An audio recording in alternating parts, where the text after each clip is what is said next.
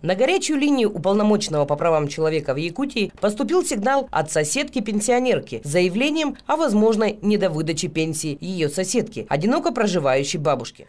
Мы заметили, что иногда у нее хватает пенсии на весь месяц, а иногда не хватает на весь месяц. Потом она попросила нас, сама она говорит, когда приходит один почтальон, не всю пенсию приносит, а другой почтальон, когда приходит, когда говорит, половину пенсии мне не додают. Вы можете разобраться? Да, я обратилась к уполномоченному по правам человека. Она нас прям заранее предупредила. Она говорит, вы, пожалуйста, подойдите именно в это время. И мы вчера подошли.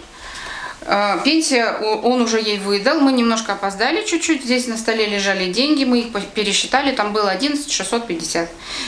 Я сама лично их пересчитала, квитанции лежали на столе, было 2 квитанции на 20 тысяч с чем-то там и 1556. И как бы мы попросили его пройти, он пришел с нами, пошел, вот.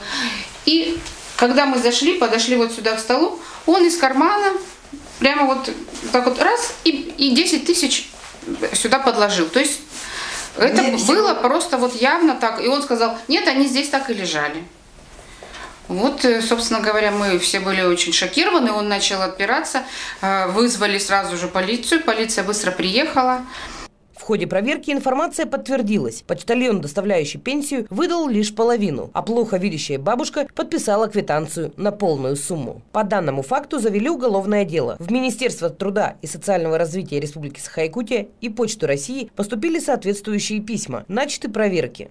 Возможно, рядом с вами тоже есть одиноко проживающие люди, которые не в силах самостоятельно решить проблему. Не будьте равнодушны, не оставайтесь в стороне. Звоните на горячую линию уполномоченного по правам человека в Республике Саха-Якутия по телефону 507 363 с 9 утра до 17 часов в рабочие дни.